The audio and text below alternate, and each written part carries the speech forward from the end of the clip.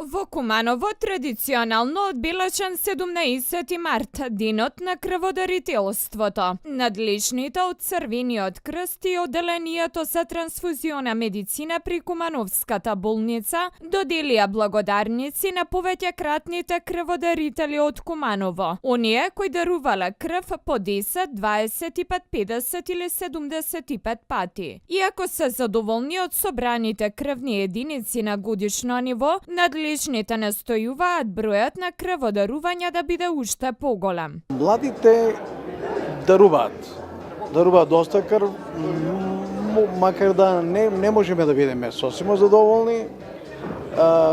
Мислам дека може да дадат и повеќе, што значи тоа дека добро е и за здравјето.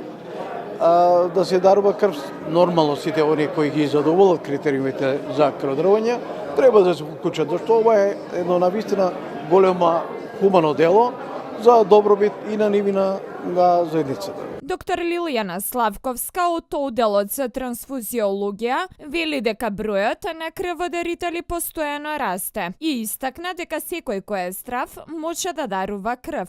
Крводарувањето е доброволно и е корисно да се дарува крв затоа што нема никакви последици по здравјето на крводарителот. Туку веднаш по дарувањето на крв настанува обновување на крвната плазма, како и на крвните телца што циркулираат во крв. Кумановските крводарители несебично даруваат отечноста која живот значи и велат дека ќе продолжат тоа да го прават се додека се во можност. Да 50 пати имам дадено крв и чувството се прекрасни да помагаш на некого за да спасуваш живот и тоа е преубаво чувство. Од кога почнавте крводарување? Од средна школа. Имам поруку за овие млади да не се плашив. Еве ја напуни толку години, ја не сум 137 пута сам даја до сега, ништо не ми е феноменално се осеќам да не се плашиш за будуќност на дека нешто ќе има последици на тој. Ти знаеш табу тема има дека ќе имале последици, па ќе биде хронични површени, да мора да нема потреба такви некои си тие небулози, зашто тоа не е тачно.